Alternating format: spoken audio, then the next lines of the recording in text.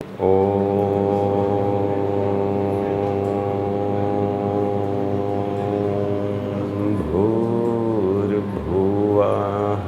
स्वः तत्सवितुर्वरेण्यं भर्गो देवस्य धीमहि धियो यो नः प्रचोदयात्।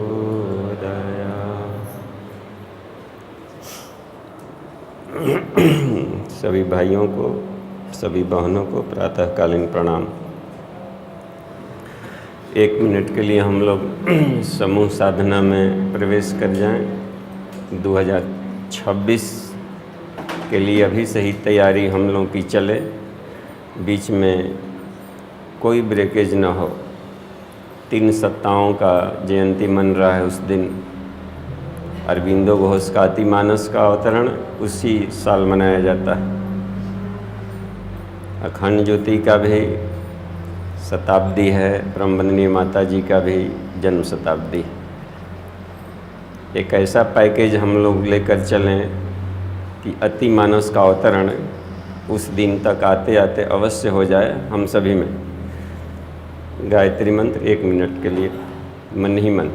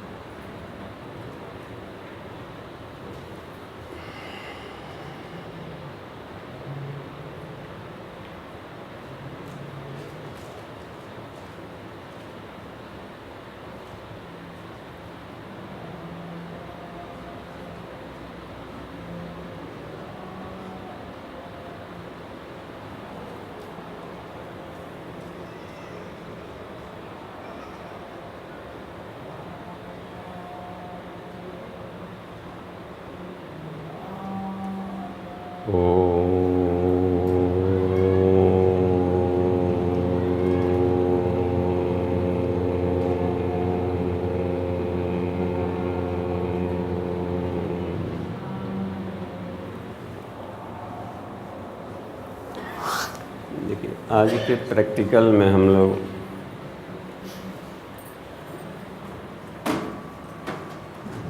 अत्यंत प्रारंभिक वाला करेंगे। हर दिन कुछ नया सीखेंगे तो पीछे वाला का रिपीटेशन संक्षिप्त होता जाएगा। आज केवल हम लोग पवन मुक्तासन और प्रज्ञा योगासन, बस यही 2 का अभ्यास करेंगे। कल से प्राणायाम का भी अध्याय शुरू होगा। आज दिन भर हम लोग प्राणायाम के बारे में समझेंगे, प्राण तत्व के बारे में समझेंगे। जो आवश्यक है जानकारी रखना इथरिक डबल को जगाने के लिए, तो कॉन्सेप्ट क्लियर पहले करेंगे हम लोग, भले जितनी कक्षा लग जाए, तो प्रैक्टिकल बेकार नहीं जाएगा। तो पवन मुक्तासन यूनिवर्सिटी में तो बताया जाता है ढेर वैरायटी का। हम लोगों को यहाँ डिग्री लेना नहीं है, रोग ठीक करना है बस। तो हम वही लेकर चलेंगे जो आध्यात्मिक लाइफ स्टाइल के लिए ज़रूरी है। 2 तरीके का आर्ट ऑफ लिविंग होता है, एक रचनात्मक जीवन शैली और एक आध्यात्मिक जीवन शैली। तो हम लोग अभी आध्यात्मिक जीवन शैली में जो आवश्यक है उन योगिक क्रियाओं को करेंगे। तो उसमें पहले हम लोग जोड़ों पर फंसी हुई बासी हवाओं को, बासी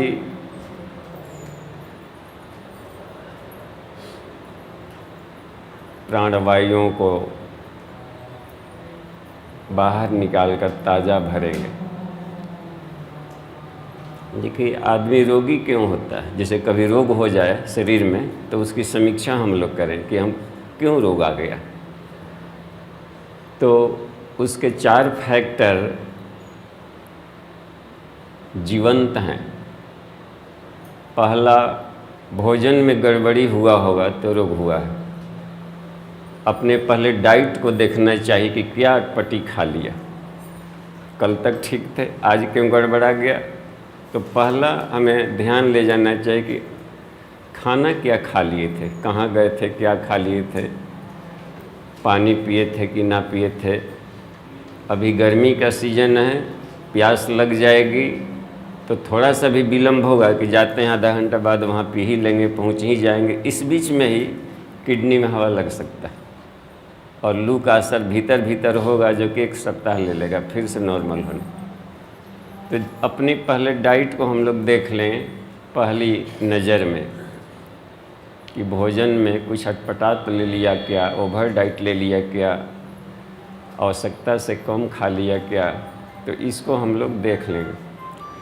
यदि डाइट सही था, उसमें कोई फॉल्ट नहीं दिखाई पड़े, फिर भी रोगी हो गया शरीर, तो दूसरा फैक्टर, आहार के साथ साथ में व्यायाम करते थे कि नहीं। कोई वैसा पार्ट्स तो नहीं रह गया था कि जिसका एक्सरसाइज नहीं किए थे। वहाँ के जोड़ों में फंसी अशुद्ध वायु को निकाले नहीं थे क्या कि वहाँ के टिश्यू सड़ा दिया। सर्विसिंग में कहीं बुहारी लगाने में तो कसर नहीं छोड़ रखी थी।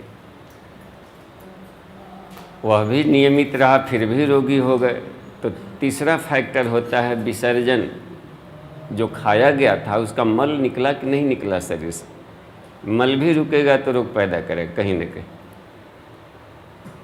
तो प्रतिदिन हमारा सुबह में स्टोमक खाली हो व्यायाम करने के पहले, यूरिनरी ब्लैडर खाली हो और रेक्टम खाली हो। 3 गो खाली रहेगा तो साइड इफ़ेक्ट नहीं होगा। तो विसर्जन प्रणाली हमारी सही है, फिर भी रोगी हो गए, तो चौथा फैक्टर है विश्राम। कहीं सत्य नहीं कि केवल दिन भर काम करते रह गए थे, रेस्ट नहीं लिए थे। विश्राम भी उतना ही ज़रूरी है, बैटरी को चार्ज करना। खूब मीठी नींद लेनी चाहिए। और कब कब विश्राम, जब जब थक जाए, जब भी ज़रूरत पड़ जाए तब 5 मिनट के लिए रेस्ट ले लें। कोई ज़रूरी नहीं कि लेट करके ही रेस्ट लिया जाए। शिथिलीकरण बैठे बैठे भी किया जा सकता है अपने कुर्सी पर। योग निद्रा का अभ्यास हो जाएगा और मैच्योर्ड हो जाएगा तो 2 मिनट में आदमी बैटरी चार्ज कर लेगा।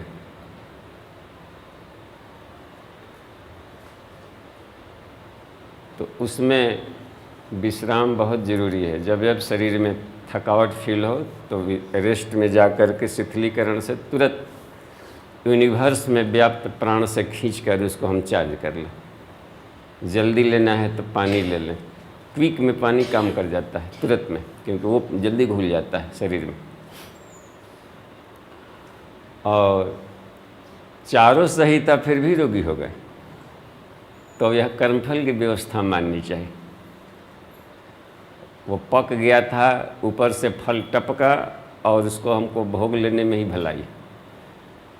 तो क्या करें उसको वो अस्थाई गेस्ट न बन जाए, उसके लिए हम अपना डेली रूटीन करते रहेंगे तो सड़क के निकल जाएगा, घोंसला नहीं बनाएगा। नहीं तो साधारण बीमारी आके घोंसला बना देगी। जिसको भागना चाहिए था 3 दिन में, वो भागेगा 1 सप्ताह में। तो इसलिए अपनी इम्यून सिस्टम बढ़ाते रहें। ठीक। और शरीर में यदि कोई रोग दुख हुआ तब करना हो, तो यहाँ पर यदि कोई वैसे शरीर बैठ गए हों जो कि पहले से पेशेंट हों, तो उस हालत में पहले क्यूरेटिव ट्रीटमेंट करना चाहिए। यानी पहले रोग हटा लें तब योग को करें तो अच्छा रिजल्ट आएगा। उसके लिए जड़ी बूटी वगैरह यहाँ पर के चिकित्सक बता देंगे। और उसका लाभ ले ले थोड़ा सा कि वो कम हो जाए। और मामूली सा डिजीज है जिसको कि लगता है कि हम ठीक ही हैं, कर लेंगे, तो उस हालत में होता है कि कौन से आसन का क्या कॉन्ट्राइंडिकेशंस है, इसको याद करने से बढ़िया है वो फार्मूला कि सब आसन करें, जहाँ प्रॉब्लम हो उसके पहले ही रुक जाए। कॉन्ट्राइंडिकेशंस तुरंत बता देगा। वो शरीर में इतनी ऑटोमेटिक घड़ियाँ लगी हैं, इतना अलार्म लगा है कि जैसे कहीं पर आपको स्लिप डिस्क हो गया, तो जैसे ही आगे झुकने लगेंगे तो अलार्म बजा देगा कि अब इससे अधिक मत झुको, नहीं तो हम रोएंगे। तो हम उसका कहना मान लें, कौन सी इसमें रटना है कि कौन करें कौन ना करें। पचड़े में कहीं भी अब यहाँ प्रॉब्लम है तो इतना तक उठता है तो इतना तो करें, नहीं तो कल इहो नहीं उठेगा, हथने पर रह जाएगा, इहो प्रॉब्लम है, तो उतना करें। और शरीर का बनावट गजब है, इधर वाला जब रोगी होता है तो हाई वाला ठीक करता है, हाई वाला घुमा लें तो इसको ताकत दे देगा। बहुत चतुर है ईश्वर। हाँ, ये दूसरे हाथ से कर लेंगे क्योंकि सब जगह उसका पहरेदार लगा। और हम लोग कोशिश ये करें कि अपना रोग अपने हटाएं, गुरु जी के जी में न रखें, उनके जी में ढेर सारा काम है दूसरा। हाँ, आसन प्राणायाम आहार पर ध्यान दीजिएगा तो रोग सवाल ही नहीं। रोग तो मक्खियाँ होती है ना, आके बैठ गए, और मक्खियाँ को हुलाने के लिए हम दूसरे आदमी के पास जाएं, कैसा लगेगा? हे भगवान! आलसी लोग यही करते हैं। दो आलसियों के नाक में मक्खी बैठ गई थी तो दूसरे के पास जा रहा था कि हम ऊर्जा के बचत कर रहे हैं, तुम हुला दो। कहा कि हम हुलाते तो अपना नाक वाला ना हुला लेते। लो, हम अपना रोग दुख मक्खियाँ लेके जाएं, गुरु जी आप हुला दीजिए, तो कैसा लगेगा? कमाल का चीज़। आसन प्राणायाम वगैरह करें, सवाल ही नहीं कि मक्खियाँ कहीं बैठ जाए शरीर पर, रोग दुख का गुंजाइश ही नहीं। तो वो अब हम लोग चलते हैं कि कहाँ से शुरू करते हैं। पवन मुक्तासन एकदम, चूँकि ग्रामीण जगहों पर हम लोग जाना है, बूढ़े बुजुर्ग मिलेंगे सब, तो कड़ा नहीं कर सकते आसन, तो अपने स्थान पर पैरों को फैला लीजिए, ऐसा आड़े तिरछे हो जाए, जगह बना लीजिए।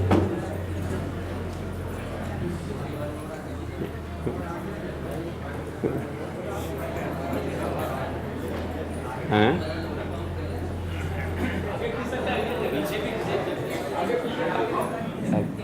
3 फीट खिसक जाएंगे, अगला लाइन।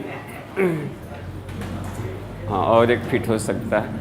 वही कराएंगे जो कड़े कड़े वाला बाद में कराएंगे। अभी तो हम लोगों को इंजन स्टार्ट करना है।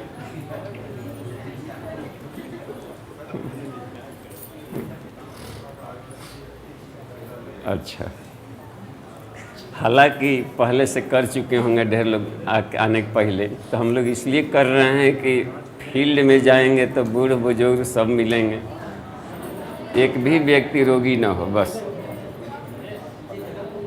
हाँ, बैखरी वाणी को बंद कीजिए, जब ज़रूरत हो तब हम लोग बोलेंगे। देखिए,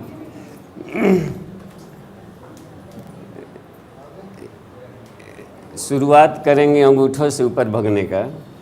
तो जैसे हाथ के उंगलियों से मुट्ठी बांधते थे, वैसे ही पैरों को उंगलियों को उसी को हाथ मान लें तो वो तो मुट्ठी बांध सकता है ना, उंगलियां। तो पैरों की उंगलियों से मुट्ठी बांधेंगे और हाथ को पीछा कर दिए आराम के लिए। ये आराम है, आराम पसंद युग चल रहा है तो इसको आराम हो जाए। अब उंगलियों से मुट्ठी बांधिए और भावना कीजिए कि उसके भीतर फंसा हुआ अशुद्ध प्राण बाहर निकला। कितना कस के दबावें जिसमें हल्का सा मीठा दर्द हो, जैसे किसी से कहा जाता है कि थोड़ा सा माल दबा दें, उतने भर मनी से 3 सेकंड तक रखें, पीछे हो जाएं, फिर आगे करें और 3 सेकंड तक अधिक से अधिक दबा के रोकें, फिर आगे हो जाए। इसमें श्वासों का क्रम जोड़ना हो तो क्या करेंगे? जब जब श्रिंकिंग हो तब तक सांस बाहर निकाल रहा है, लेंगे तो इससे, लेकिन सोचेंगे कि ऊ ले रहा है। खा नरेन खा, रामकृष्ण परमहंस बोलते थे। वो खाते थे तो लगता था कि हम खा रहे हैं, वो कैंसर था ना यहाँ पर। खा नरेन खा, इसको हम लोग सांस लिवाएंगे। सांस छोड़े तो ऊ छोड़ा, ये खींचा, तो 3 4 5 6 7 8, बस अधिक नहीं, दिन भर नहीं इसमें फंसे रहना है। हो गया, 4 बार बंद किए, 4 बार इधर ले, बस दिन भर अब रोग ना होने देगा। देखिए कितना आसान गुरुजी कर दिए कि अब ये दिन भर यहाँ पर अब शुद्ध हो गया, प्राण भर गया उसमें। यहाँ वाले को देखें, एड़ी के पास में, यहाँ पर भी ढेर सारा बल्ब लगा रहता है। इसका स्विच यहाँ भी है, बताएंगे आपको जालंधर बंद के क्रम में कि इसका स्विच कहाँ कहाँ काम करता है। तो यहाँ वाले का सर्विसिंग हो गया सब। अब एड़ी वाले ही को आगे ले जाइए। एड़ी वाला एंकिल रीजन को हम लोग वहाँ के जल्दी जल्दी से बढ़िया होगा कि धीमा हो, लेकिन थोड़ा सा दबाव दे लिया जाए 3 सेकंड तक। 4 5 6 7 8 हो गया, उल्टा गिने होंगे 8। रुकिए, इसको गोलाई में भी किया जा सकता है। तो यूं ही करके देखिए, 1 2 3 4, उल्टी दिशा में 5 6 7 8, बस। मान लीजिए कि जिनको इसमें दिक्कत पड़ता है घुमाने में और बूढ़ बुजुर्ग हैं, ऐसे हम कर सकते हैं। आराम से यहाँ बैठ गए, खूब मज़े से। 1, नहीं आराम है, 2 3, इसको कैसे घूमना चाहिए, बढ़िया वाला ये सब। तो ये धीरे धीरे जकड़न। अच्छा, इलास्टिसिटी बढ़ाना हो तो इसको रीड करना चाहिए कि कितना घुमाते हैं तो दर्द इसमें नहीं होता है। तो ये उतने दिन टिकाऊ होगा, इसकी इलास्टिसिटी बढ़ेगी।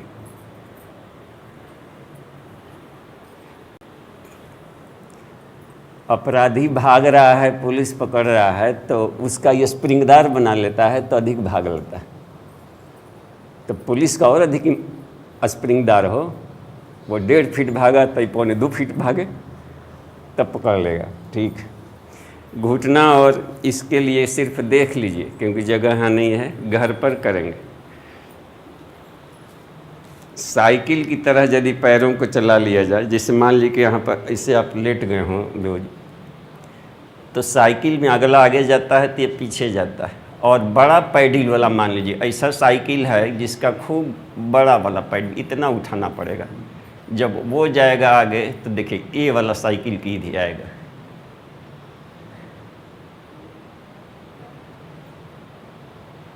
ये 8 के क्रम में किया जाएगा तो इस जोड़ का और इस जोड़ का लुब्रिकेशन हो जाएगा। हो गया, दिन भर इसमें नहीं फंसे रहना। गिनती जहाँ फंसना है अधिक वो कमर से ऊपर वाला हिस्सा है, इसमें कोई खास रोग दुख नहीं होता है। असली जटिल अंग अब शुरू होगा जिसका हम लोग ध्यान नहीं देते।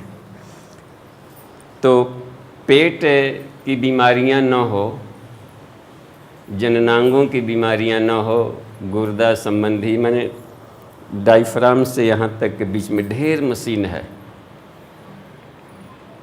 हर एक के लिए 2-2 गो आसन गुरुजी ने सुझाया है। एक नया किताब निकला है, बड़ा अच्छा लगा, ब्रह्मवर्चस्व का। आसन प्राणायाम बंद मुद्रा पंचकोशी ध्यान करके 7 रुपये का, उसमें दिया हुआ है संकेत। ये आसन प्राणायाम साधी व्याधि निवारणों में सब दिया है। तो पेट वाले का हम लोग देखें कि पेट की बीमारी मत हो कभी। देखिए ये है नया छपा है। इधर प्रज्ञा योगासन का सब पोस्टर भी है, कीमत भी एकदम कम है।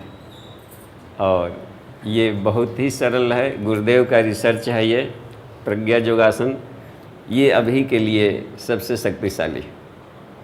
इधर भी कुछ दे दिया है विशिष्ट आसन जो था उसमें, 4 प्रभावी 4 महाप्रभावी इसमें दे लिया। तो जितना दाम है उससे 10 गुना अधिक इसमें दिया है ज्ञान। ठीक है, 7 रुपया इस पर लिखा है। मिल जाएगा कहीं ना कहीं। ये ऐसा है और इधर ऐसा है। इस नाम की 2 किताबें मिल जाएंगी आपको। मान लें मुद्राओं वाली किताब तो ये मिल जाएगी, आसन प्राणायाम की किताब और है तो ऐसा नहीं। मुद्रा भी इसमें सब दिया है, सब ये बढ़िया है, माने कम पैसा में। ठीक है, तो अभी अब ये करते हैं कि पेट वाला हम लोग व्यायाम का ध्यान नहीं देते हैं, इसीलिए पेट वाला बीमारी बना रह जाता है। अब मान लीजिए कि अब उसमें कल हम लोग कंसेप्ट में क्लियर किए थे कि हार्मोनल सिस्टम ही सारे रोगों का जिम्मेवार है।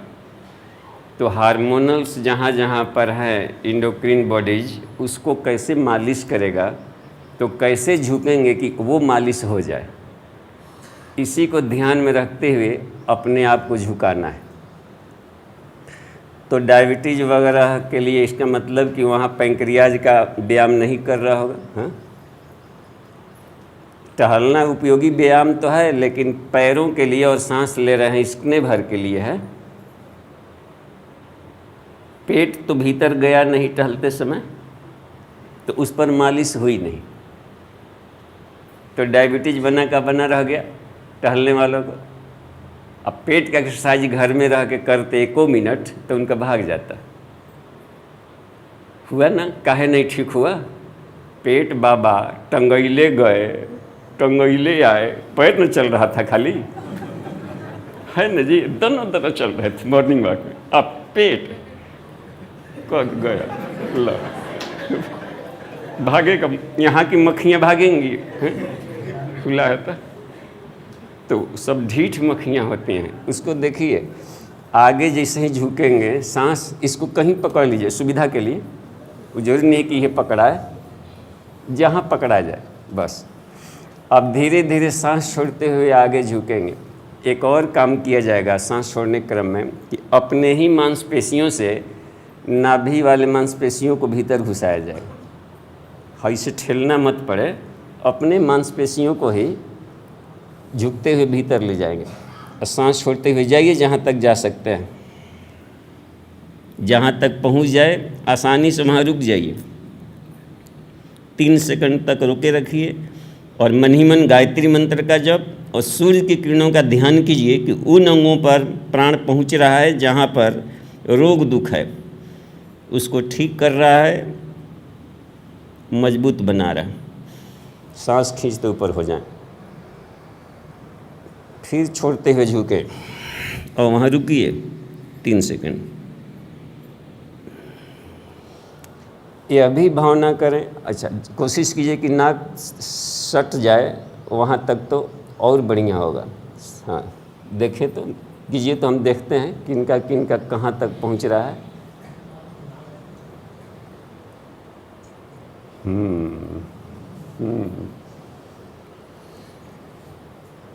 10% पास हैं।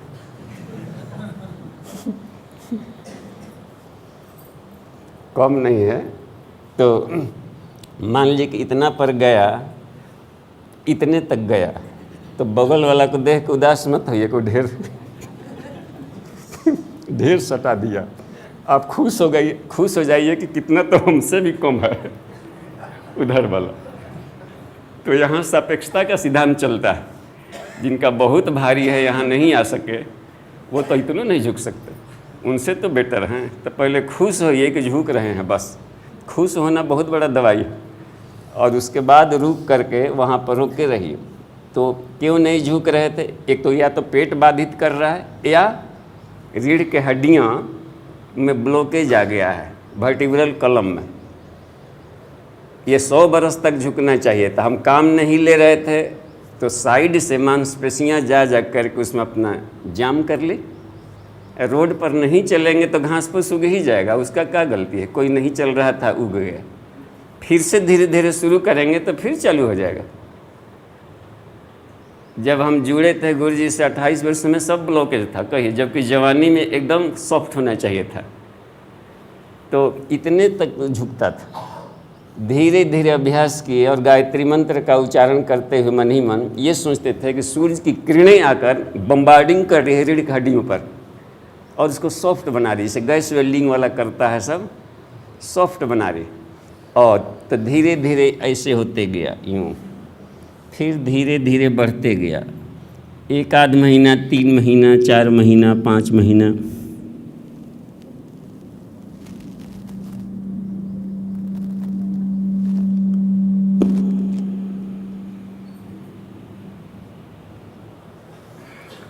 जितने सॉफ्ट होगा उसकी आयु बढ़ेगी उसकी। तो इसलिए हम जहाँ तक जा रहा है वहीं तक रुके, वापसी में भी धीरे धीरे आवे, कहीं खिंचाव ना हो। और जबरन तो एकदम मत कीजिए, आसन में कोई जोर जबरदस्ती नहीं।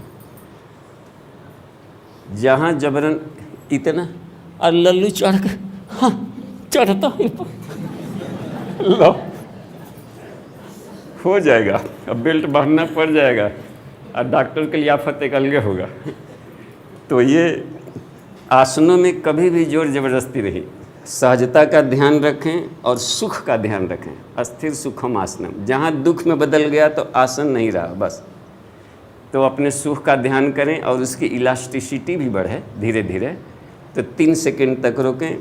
बल कितना लगावें? मैक्सिमम 60% अपना बल लगावें ताकि आप बचा भी रहे आगे का लिए। ठीक है, तो एक तो ये तरीका है। भीतर मांसपेशियाँ गई तो हुआ ना सब, इधर पैंक्रियाज का भी मालिश, एड्रिनल का भी मालिश, गोनेडियल ग्लैंड्स का भी मालिश हुआ। और देखिए नहीं झुका जा रहा है तो देखिए गुरुजी कितने दयालु हैं। एक और आसन बताए कि ऐसे ऐसे भी करेंगे, हड़ोरेंगे, जिसे मान लीजिए कि ऐसे किए तो भी थोड़ा थोड़ा मालिश कर रहा है कि ना हाथ उसका, ऐसे दे जैसे कपड़े को निचोड़ते हैं। तो वर्टिब्रल कॉलम का भी हो गया और इसका भी हो गया। हाँ, हंसी तो तब आई जब गुरुजी ने कहा कि मान लो कि कोई बहुत बहुत बलजी पेट है, उस पर भी रहम करो, वो भी जोगी बनेगा एक दिन। तो उसको कैसे बतावें? सो तो सकता है ना वो, उससे कहा जाए कि खाली करवट बदलो तब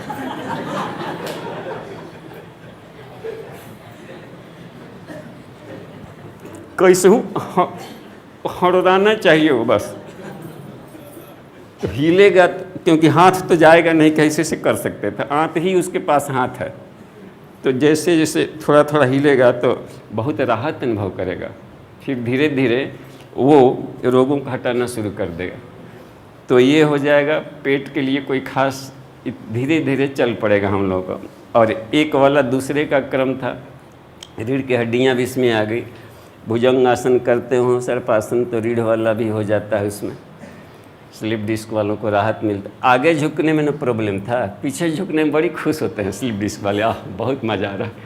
इधर से छटका था तो इधर से ठेलाएगा तो उनका आसान फील होगा। तो उधर ही कीजिए, जैसे लेटने में सोने में आराम पड़ता है, शरीर को बहुत प्यार करना पड़ता है। तो ये बात हो गई। अब देखिए थोरैसिक वालों का, इस रीजन का, इसके पास हमारा थाइमस ग्रंथि है, उस पर ध्यान देना है। और वो तभी काम करेगा जबकि फेफड़े में काफ़ी हवा भरेंगे और उस पर हल्का सा पुश करेगा वो। तो डीप ब्रीदिंग बहुत ज़रूरी है।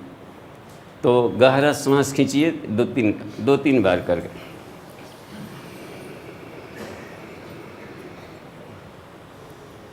जब तक अच्छा लगे उतना खींचिए, अच्छा लगने तक रोकिए।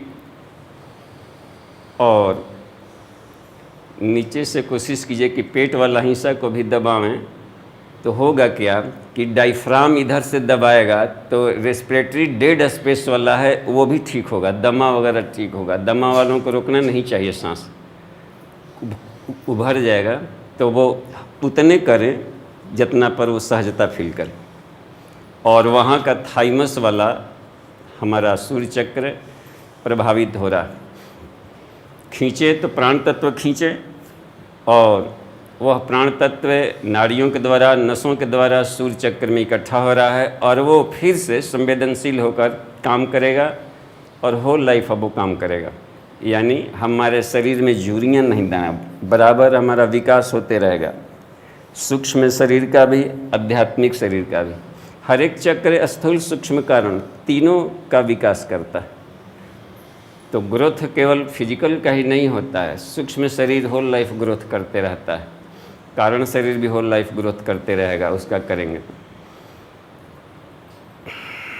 और यहाँ से प्राण सारे शरीर में सांस छोड़ते समय फैल रहा है, अशुद्धियाँ बाहर निकल रही। चलिए, ये बाद में हम जब प्राणायाम का हम लोग क्लास लेंगे तो बहुत चमत्कारी प्राणायाम बताएंगे आप लोगों को, जो कि कुंडलिनी जगा दे, और सिर्फ गुरुदेव ने दिया है। उसको बोलते हैं प्राणाकर्षण प्राणायाम। चैलेंज किया है कि यही एक ऐसा निरापद प्राणायाम है जो बिना साइड इफेक्ट के धरती के हर व्यक्ति का कुंडलिनी जगा देगा। और इसके पहले किसी ने बताया ही नहीं था कि प्राणाकर्षण प्राणायाम भी होता है। ये गुरुदेव का रिसर्च है, पतंजलि परंपरा में नया, इस नाम का ही कोई घटक नहीं था कि ये भी कोई है प्राणायाम। और यही सबसे तगड़ा है, उसी को सिद्ध करने की कोशिश किया जाएगा। तो उसके 4 स्टेजेज होते हैं, कैसे काम करेगा, उसका सिस्टम कैसे काम करता है, पहले हम लोग थ्योरी समझेंगे। अभी तो सांडिल्योपनिषद वाला वाक्य हम लोग ध्यान रखेंगे, युक्तम युक्तम त्यजेत वायु युक्तम युक्तम च पुरैत। सांस खींचे तो कितना खींचे, पहले वाला में लगता इतना मात्रा खींचे, इतना मात्रा रोके, वो महाहेडक है, घड़ी याद रखना, उधर रखना, दिमाग फंस रहा है। और इनमें इतना बढ़िया बता दिया योग चूड़ामणि उपनिषद में भी, युक्तम युक्तम त्यजे, जब तक अच्छा लगे तब तक खींचो, जब तक अच्छा लगे तब तक छोड़ो। युक्तम युक्तम तो बद्ध रहा, जब तक तुम अच्छा फील कर रहे हो रोको। एवं सिद्धि, इससे सिद्धि जल्दी मिलती। और गुरुदेव उसी को रिफर किए। तो उसमें ढेर सारा हमारा दिमाग का बिखराव बचा, सहजता रही, किसी शिक्षक की ज़रूरत नहीं पड़ी। तो प्राणाकर्षण में उसी का ध्यान रखा जाता है। ठीक है, तो ये वाला व्यायाम होगा, कल हम और बताएंगे। फेफड़ा मजबूत करना है, कैसे उसको बढ़ाएंगे। तो नाड़ी शोधन और प्राणाकर्षण, ये 2 प्राणायाम सब सिद्धि दिला देगा। और जितना सिद्धियाँ हैं सब 2 ही दिला देगा। 3 4 5 6 7 8 हो गया। नमन भी कर सकते, 1 2 3 4 5, हल्का सा दबाव दे लेते हैं मामूली सा उसमें, 6 7 8, मुट्ठी बांधकर गोलाई में भी चाहे तो उसको घुमा सकते हैं, 1 2 3 4। ये केवल यूँ ही, कल इस पर हम लोग, कल इसको नहीं करेंगे हम लोग, समय इसमें केवल एक जानकारी के लिए था। इसको भी नमन कहा है, नमन नमन, और है ना, केहुनी से नमन। सोचा जा रहा है कि यहाँ के ज्वाइंट वाला अशुद्ध प्राण को निकाल रहे हैं हर हालत में। सांस छोड़ा, खींचा, ये खींच रहा है सांस, और जोर से भागा, बस। यहाँ पर आके फिर रुक गए तो गोलाई में देखिए कंधा वाला, अच्छा धीरे धीरे ले जाकर देखिए तो अपने से फील कीजिएगा कि कहाँ तक सहजता है।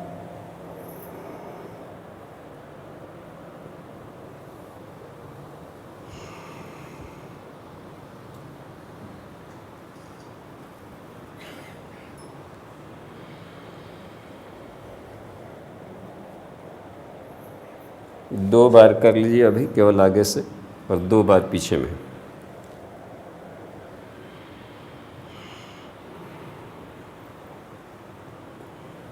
उसको रीडिंग करना बहुत ज़रूरी है कि कहाँ तक में खिंचाव उसका जा रहा था, वो यानी यहीं तक हमारी दक्षता थी, इससे अधिक करने पर पेन कर रहा था। तो ये पता चलते जाएगा तो धीरे धीरे उसकी क्षमता को हम बढ़ा सकते हैं और उसके सजगता और धीमा वो अधिक लाभ देगा। उसको तो मांसपेशियों में खिंचाव आया और वो किया, उसको देखना है खाली। ठीक है, गर्दन वाला भी देख लें, स्पॉन्डिलाइटिस वगैरह हो जाता है या कुछ भी या कहीं खिंचाव आ गया, यहाँ पर जमे हुए सातों सर्वाइकल वर्टिब्रा में कोई विष बालू का जमा हो तो उसमें भी धीरे से बाएं तरफ ले जाएं तो झटका नहीं, देखते जाइए कि कहाँ तक शरीर सीधा रहे। जहाँ तक लास्ट छोर तक पहुँच गया सहजता से, वहाँ पर 3 सेकंड तक हल्का दबाव देकर रुके रहे।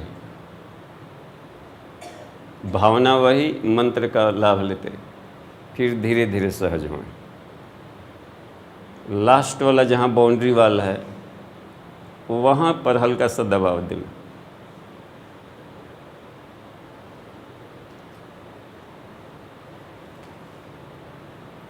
केवल 4 बार पर्याप्त है, बस।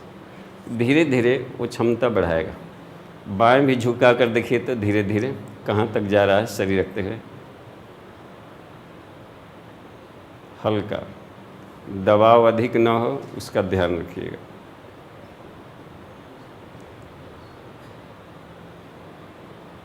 तीन सेकंड रोकना बड़ी कारगर होता है।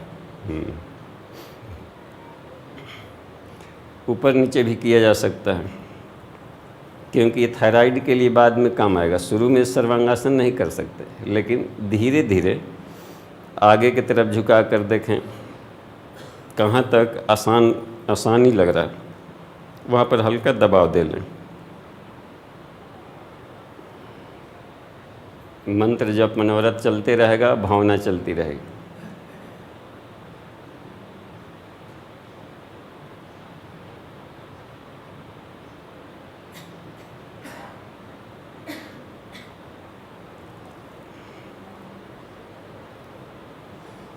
अपने से ही अपनी मांसपेशियों को लूज करने का कोशिश करेंगे घर में, बस। रीडिंग बहुत ज़रूरी है हर चीज़ का, और जल्दीबाजी से क्या लेना देना। भले एक ही राउंड करेंगे, समय बचाना है तो 10 राउंड ना करके 1 राउंड करें, बस। उसका व्यायाम तो हो गया, बस। तो अब आँखों का भी कर लिया जाए, पुतलियों का, आई बॉल का भी हो जाएगा, सिलियरी मसल्स वगैरह का थोड़ा हो जाएगा। इसमें ऑप्टिक नर्व वगैरह भी थोड़ा काम करने लगेंगे। बॉडी को स्ट्रेट रखते रहे, पुतलियों को बाएं हिस्से की तरफ देखा जाए, दोनों पुतलियों से बायां कॉर्नर, और फिर वहाँ भी हल्का सा दबाव देना, फिर सहजता से ले जाएं, फिर दाहिना कॉर्नर की तरफ ले जाएं धीरे धीरे। मानसिक जप और आध्यात्मिक शक्ति को भी खींचे, ऊर्जा वाला शक्ति को भी खींचे, दोनों। एंगल ऑफ विजन बदलने वाला भी आ रहा है रोशनी, और आँखों की ताकत भी बढ़ रही। 3 4। फिर बाएं कॉर्नर पर ऊपर देखेंगे तो दाहिने कॉर्नर पर नीचे गूंड़ा के चिन्ह जैसा, दाहिना पर ऊपर कॉर्नर पर तो बाएं से नीचे। दोनों पुतलियों से भ्रूमध्य में, तो दोनों पुतलियों से फिर नीचे नासिकाग्र पर, भ्रूमध्य नासिकाग्र पर। जब नासिकाग्र पर आ जाए तो गोलाई में भी रोटेट कीजिए, बाएं से दाएं क्रम में करके देखते जाइए।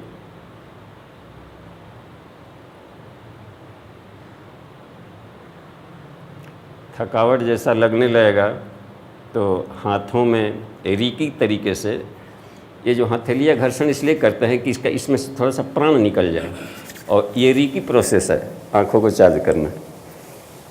अपने ही से अपने प्राण इसमें भर लिया, उतने भर ताकि वो सख्त हो। मसल्स है चीक वगैरह का, इसमें ढेर सारी मांसपेशियाँ रहती हैं।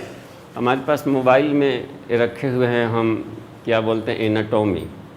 यदि आपके तरफ आपके यहाँ कोई हो ऐसा मशीनी व्यवस्था, तो पूरा एनाटॉमी एक बार देख लेंगे तो प्राणाकर्षण में सुविधा होगी कि हमारा बोन बॉडी कैसा होता है, सर्कुलर बॉडी, इम्यून बॉडी कैसा होता है, और प्राण खींच के उसमें भरना है। तो उसमें से खास वाला स्नैप्स को देखा जा सकता है। हो जाएगा ना। आप मोबाइल से भी खींच लेगा या जैसे हो, तो खास खास वाला, ताकि ऐसे कहा जाएगा कि किडनी पर ध्यान करें, और उसको मालूम ही नहीं कि किडनी हियाँ होता है कि हियाँ होता है। लो गजबे हो जाएगा। इसलिए जानना जरूरी है। अब गुरु जी ध्यान में सुबह बोलते रहते हैं ओजस, और उसको पते नहीं है ओजस क्या कहते हैं, तो क्या सोचेगा। कॉन्सेप्ट क्लियर होना जरूरी है ना सब चीज़ का। तो अंग कौन अंग कहाँ पर है, पोस्चर साफ साफ दिखाई पड़ जाएगा। मेडिकल की किताब से उसको हमने मोबाइल में फ़ोटो खींच लिया है, तो वो फॉरेन के मेडिकल की किताब से इसको हमने खींच लिया है, तो उसको आप देखेंगे तो उसमें साफ साफ दिखाई पड़ जाएगा कि वो ये इम्यून सिस्टम होता है। और उसमें क्योंकि बॉडी में खाली स्थूल बॉडी में 7 गो है। लो अभी तो सूक्ष्मीकरण में चल रहा था कि खाली अन्नमय कोश को सांस खींच के 1 सेकेंड में भरा गया। अब 7 बार को भरना है तो 7 बार तो सांस की संख्या बढ़ गई। दिमाग इसलिए भाग रहा था कि एनाटॉमी नहीं मालूम था, और जब मालूम हो गया कि बारी बारी से इसको बाहर लिया, तो उस वाले बॉडी को भी ठीक कर लें, उस वाले बॉडी को भी हम चार्ज कर लें, तो साफ जाहिर है कि मन फंस गया, ध्यान भी आ गया और शरीर भी निरोग हुआ। उसमें सब लिखा है गुरु जी ने सावित्री कुंडलिनी तंत्र में कि इस फिजिकल बॉडी में ये त्रिसप्ता पर्यंती विश्वा रूपाणी विभ्रत, उसमें है, या उसमें है ना पुरुष में सप्तस आसन परिधया त्रिसप्त समिधा कृता, तो 7 गुणे 3 21 परिधियाँ हैं। आपका फिजिकल बॉडी भी 7 बॉडी तो है, लेकिन सब सतोगुणी नेचर का है कि रजोगुणी नेचर का है कि तमोगुणी नेचर का है। पूरे ब्रह्मांड में ये त्रिसप्ता उसको परिधियाँ बना के चला रहा है। तो जैसे एक बार उसमें बताया है कि एक बार सांस खींचे तो अपना बोन बॉडी को चार्ज कर लिए, फिर खींचे तो स्किन बॉडी का ले लिए, फिर नर्व बॉडी का ले लिए, फिर मस्कुलर बॉडी को चार्ज किए, फिर ट्यूबुलर बॉडी का चार्ज कर लिए, सर्कुलेटरी बॉडी का चार्ज कर लिए, देख रहे हैं, लिम्फेटिक बॉडी का चार्ज कर लिए। इस तरीके से आपका पूरे के पूरे शरीर के भीतर में इम्यून बॉडी को ये सब सिस्टम बता दिया। तो प्राणाकर्षण चमत्कारी होते जाएगा, और कुंडलिनी हर सिस्टम में दबा रहता है। अंतिम जो विशेषांक निकाला था गुरुजी ने, वो कुंडलिनी विशेषांक था। अध्यात्म विज्ञान के क्रम लिखते, उसको आपको मिल जाए कहीं पढ़ने का, अखंड ज्योति में था, तो देखिएगा कुंडलिनी साइंस का इतना बेहतरीन उसमें जानकारी दे दिया है कि पूरे विश्व के महात्मा की आंखें चौंधी आ गई, ये क्या है, हाँ? तो उसमें एक एक पार्ट्स का दीप बनाया है, हर एक नर्व बॉडी का हर एक को बनाया है कि कुंडलिनी हर पार्ट्स में डीएनए तक भीतर दबी पड़ी रहती है, और उस बिजली शक्ति को हमको विस्फोट करके जगाना होता है। तो प्राणाकर्षण ही एक कारगर उपाय है। तो कभी हम लोग देख लेंगे, अभी हम लोग आगे बढ़ते चलेंगे। तो अब एक बार कर लेते हैं हम लोग प्रज्ञा योगासन। खड़े हो जाइए। कल गति संचालन का एक क्रम कर लेंगे, समय भी देखना है। प्रज्ञा योगासन जैसे किताब में था, तो इसमें जगह स्पेस कम बन रहा है, तो थोड़ा तिरछे हो जाएंगे तो बात हो जाएगी। एंगुलर हो जाइए, इधर वाला ऐसे एंगुलर, इधर वाला ऐसे एंगुलर। एड़ी सटा रहता है, 45 डिग्री का वो रहेगा, हाथ है पैरेलल में रहेगी, आधा मुट्ठी बंधा रहेगा, लगा कि शरीर एकदम स्टील बॉडी की तरह है, इतना सशक्त रहे, ठीक है। विश्राम, बायां पैर को फैलाकर हाथों को भी बाएं से दाएं में रखें। तो पहले प्रज्ञा योगासन को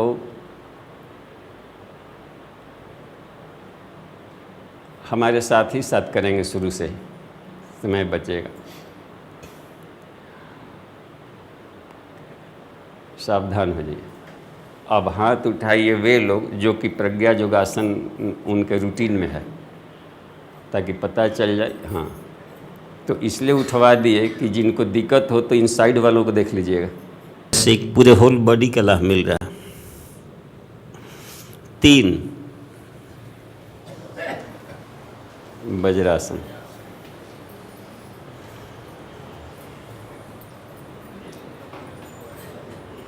श्वासों का क्रम शुरू में स्वाभाविक रखिए। सेकंड बैच में हम लोग करेंगे तब बताएंगे कि कब सांस लेना है, छोड़ना। अभी तो जो सहज है वैसे ही रखिए सांस। 4 जिसे एक दिन आई थी बात कि किसी डॉक्टर ने मना कर दिए हैं कि वज्रासन मत बैठिए, इसलिए मना किए होंगे कि वहाँ पर उनका कोई प्रॉब्लम होगा। चिकित्सक तभी मना करता है जब वहाँ पर कोई ना कोई प्रॉब्लम है और वो ठीक हो जाएगा, तब धीरे धीरे वो कर लेगा। तो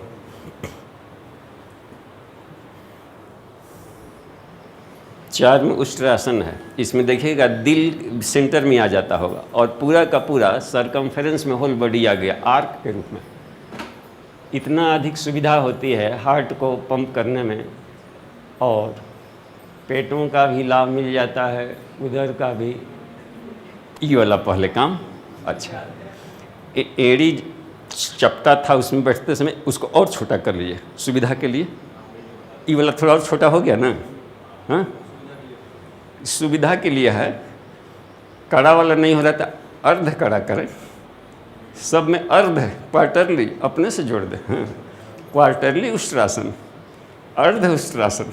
क्या है, जब नाम ही जोड़ना है तो अपने से उसमें जोड़ दीजिए, कुछ ना कुछ नाम रख लीजिए। सुविधा देखिए। अब क्या कीजिए कि इसको इसे पकड़ लीजिए, कोई जरूरी नहीं कि ऐसे ही करेंगे तो ईश्वर खुश होंगे, वो ऐसे में खुश हो जाएंगे।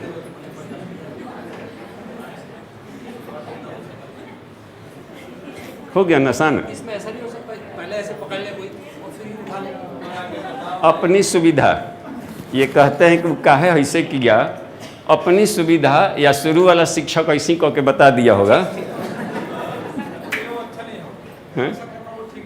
हाँ है ना, ये आसान। देखिए डॉक्टर बैठे हैं, डॉक्टर साहब ही हम मुहर मार दिए, ये सुविधा है। सुविधा विज्ञान एक अलग विज्ञान है, गुरुदेव ने दिया। सुविधा विज्ञान का ध्यान रखिए। काहे का उसका यज्ञ तपोदान विधिधान विधान संकल्प व बंधा, सिस्टम में बांध देना बंधन है। अपनी सुविधा का हमेशा ध्यान रखिए, क्योंकि अध्यात्म सहजता के लिए न कि हार्ड बना दें। तो किसी भी चीज़ को यदि हम सहज बना दिया तो आध्यात्मिक, तो वो बहुत जरूरी है कि अपनी सहजता का ध्यान दें। ठीक हो गया। एक आदमी पहुंच गया था डॉक्टर साहब के पास, डॉक्टर साहब ऐसे करते हैं तो दुखाता है। तो पूछे क्यों ऐसा करते हो, ऐसा मत करो। तो वो कहा कि कोट पहनने का कोई दूसरा तरीका बता दीजिए। ऐसे नहीं करता आदमी, हथवा घुसा के। तो हो गया हम लोग का 4 में। 5 में है योग मुद्रा। हाथों को फंसा लीजिए। अच्छा, सीने को जंघाओं में सटा लिए और हाथों को फंसाए वर्टिकली अपवर्ड 90 डिग्री पर ले जाने की कोशिश करें। सांसों को सहज रखिए। ये बहुत ही कमाल के भीतर के अंदरूनी सारे अंगों का लाभ देता है। 6 अर्धतड़ासन, इसका क्या लाभ है किताब में दिया है हर एक का। 7 शशांक आसन,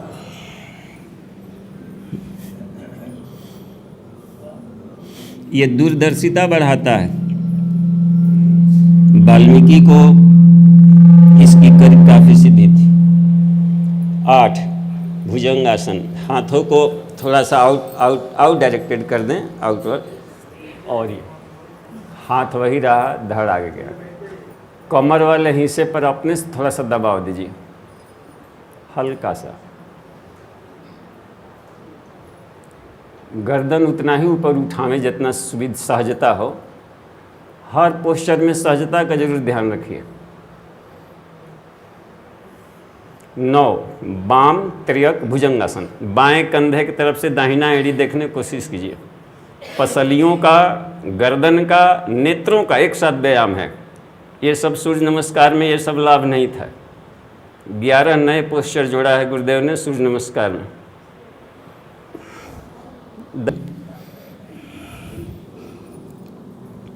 12 ठीक 6 की तरह। 13 उत्कटासन, बैठ जाइए। कितना यदि बैलेंस बन रहा हो तभी ऐसे करें, और नहीं बन रहा है तो अर्ध उत्कटासन ऐसे रखिए। लुढ़क के गिर जाना कोई। हाँ ये जैसे सुविधा हम बताएं ना, सुविधा विज्ञान यहाँ कोई सर्टिफिकेट नहीं लिया जा रहा, सुविधा विज्ञान बस। ये 14, 15, 16 बल संवर्धनासन। ओ अच्छा, एक बार रिपीट करेंगे श्वासों के साथ, सांस खींचते हुए, छोड़ते हुए 2, खींचते हुए 3, छोड़ते हुए नॉर्मल, खींचते हुए 4, छोड़ते हुए 5, खींचते हुए 6, छोड़ते हुए 7, खींचते हुए 8, छोड़ते हुए 9, खींचते हुए सीधे, छोड़ते हुए 10, खींचते हुए सीधे, छोड़ते हुए पुनः 11, खींचते हुए 12, छोड़ते हुए 13, खींचते हुए, इसमें नॉर्मल होंगे या ही कर लेते हैं, छोड़ते हुए पुनः 14, खींचते हुए 15, छोड़ते हुए बलवर्धनासन। ये बस अभी अब सर्कस की तरह अपना अपना कुर्सी लगा लीजिए, 1 मिनट में फट से कुछ कक्षाओं को हम लोग लाभ ले लें, आधा घंटा।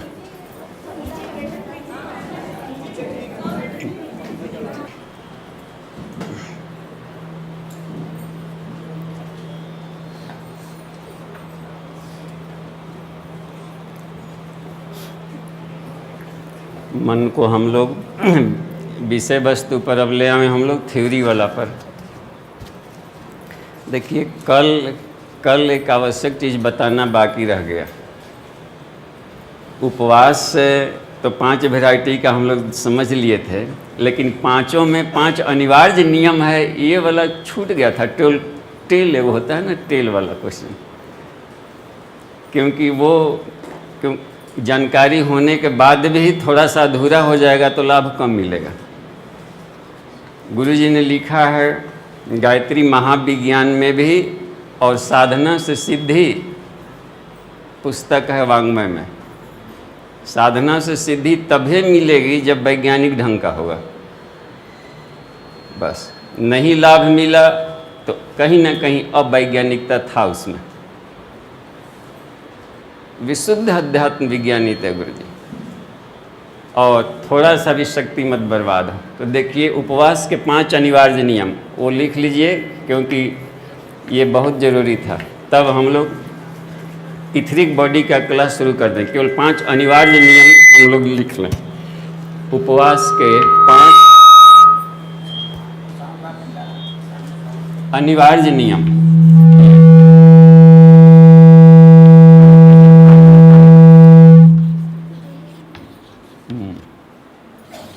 एक,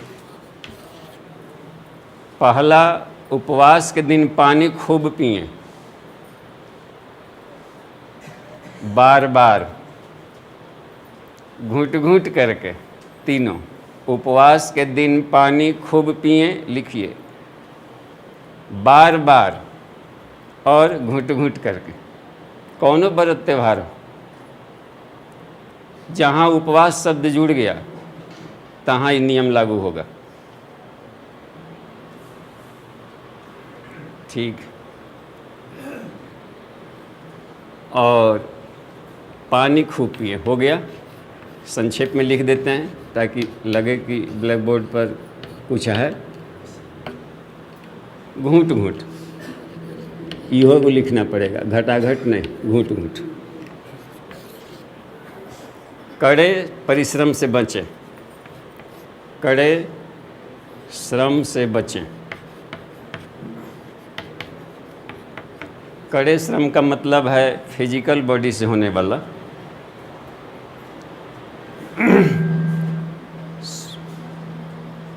जल्दी थकावट आ जाएगी, इसके लिए यह है। और भोजन छोड़ दिए हैं, केवल पानी ले रहे हैं, तो जल्दी थकावट हो जाएगी तो और रोग बढ़ सकता है।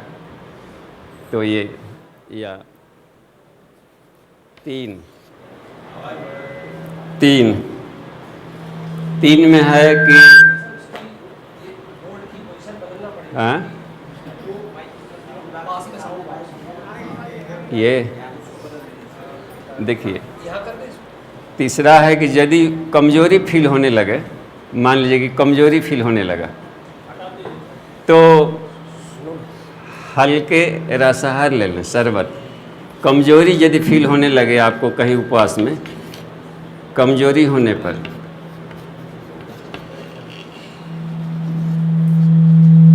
हल्का रसीला पदार्थ ले लीजिए, रसीला पदार्थ। ये भी नियम है।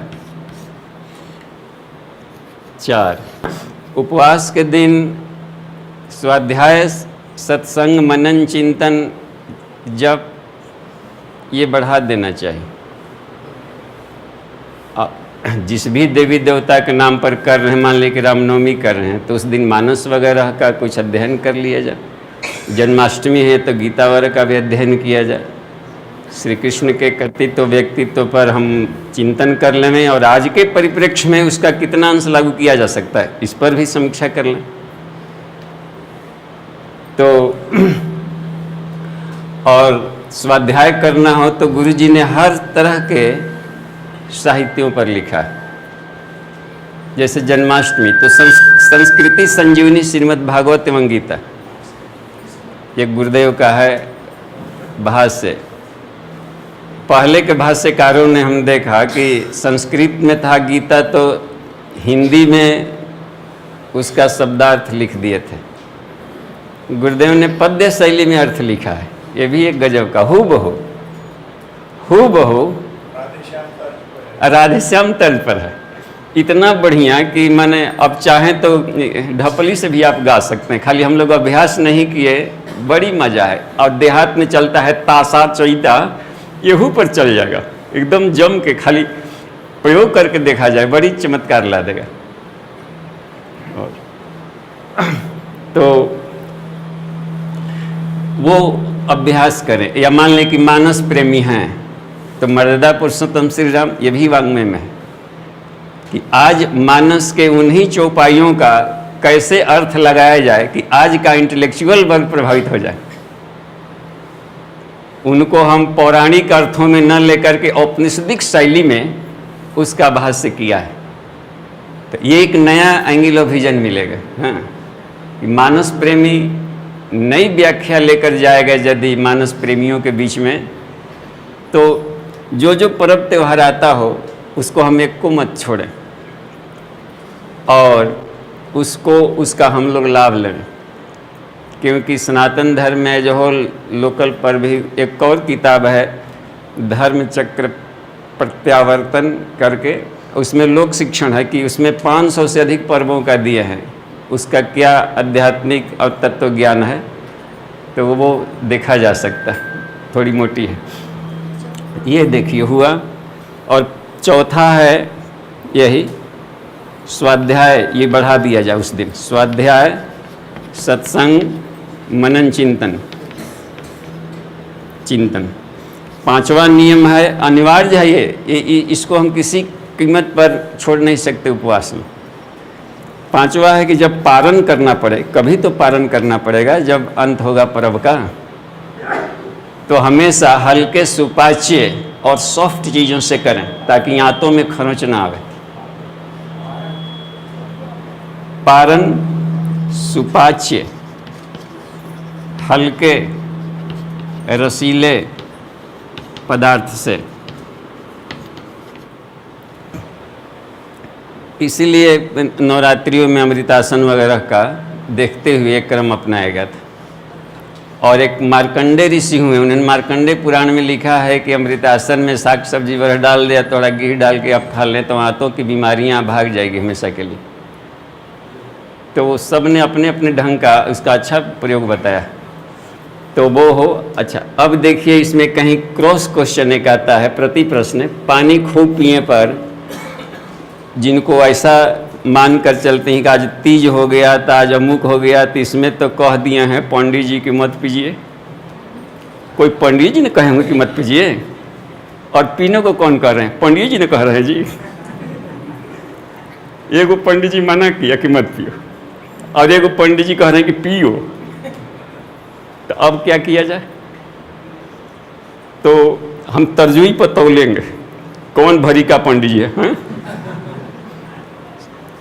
डिस्ट्रिक्ट कोर्ट वाला है जज की, हाई कोर्ट वाला है कि सुप्रीम कोर्ट वाला है, कौन जीवन भर तपस्या किया है, इसकी बात मानेंगे? अच्छा, होल लाइफ अब बिता दिया इन्होंने अपना तप में, तपोनिष्ठ। तो ये भी कहा है कि यदि पीने से तुमको ऐसा लग रहा है कि पाप हो रहा है, तो पाप हमको न लगेगा क्योंकि हम कह रहे हैं पीने को। अब कितने दयालु हैं जी गुरु जी, हैं? पानी नहीं पीने से जो रोग हो गया तो उसके जिम्मेवार हम नहीं हैं, आप जाने, आपका देवता, आपका भगवान जाने। लेकिन पीने से जो पाप चढ़ेगा उससे हम देवताओं को से लड़ लेंगे और हम ढो लेंगे। अब क्या दिक्कत है? मान लें कि आपको वैज्ञानिक तर्क नहीं आता है तो कह दीजिए गुरु जी ने कहा है कि उपवास में पानी पीना। और भी एक आता था, एक जगह के प्रश्न, वो कानपुर में एक जगह करा रहे थे कार्यक्रम, यहाँ के टोली में गए तो वहाँ देखे तीज व्रत था, तो महिलाएं सब शक्तिपीठ में उदास उदास बैठी थी। तो क्या बात है, उदास क्यों बैठे? आज हम लोग व्रत किए तो खुश रहिए, व्रत में उदास क्या होना? नहीं, हम लोग पानी नहीं पिए। तो पानी नहीं पिए हैं तो कौन कह दिया, किसने कह दिया? तो पता चला कि पहले से चला रहा। तो गुरु जी कह रहे हैं कि पीजिए, तो आप जिनके शिष्य हैं उनका कहना मानेंगे? तो शक्तिपीठ में ही ले लेकर सब पी वहीं पर, और तुरंत हरियर हो गई एकदम। अब सुनने में प्रवचन ताजा हो गया। अरे कि तीज व्रत से पानी के 3 गो व्रत है जिसको तीज कहते हैं। पहला है कि द्विशरीरम एक प्राणम विधास्यामी, हम पति पत्नी 2 शरीर 1 प्राण होकर रहेंगे, वैसे ना तीज निभेगा। और दूसरा है कि परस्परम संभावयिष्यामि, हम दोनों एक दूसरे का खूब इज्जत करेंगे। मजा आ गया। और तीसरा है कुटुंबम आदर्शम विधास्यामि, जो अपने परिवार हैं, घटक हैं और लोग हैं उनको आदर्श बनाएंगे। हो गया कि ना तीज? तो कहाँ करना था तीज, कैसा करने लगे कैसा।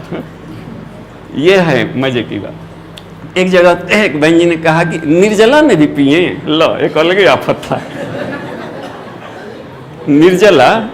निर्जला शब्द में बड़ा हचपच है, लग रहा है ना कि बिना जल वाला, वो तो अपना अर्थ लगाने को है। निर्जला में तो और पिए, निर माने भी जल होता है, जल माने भी जल, जल जला।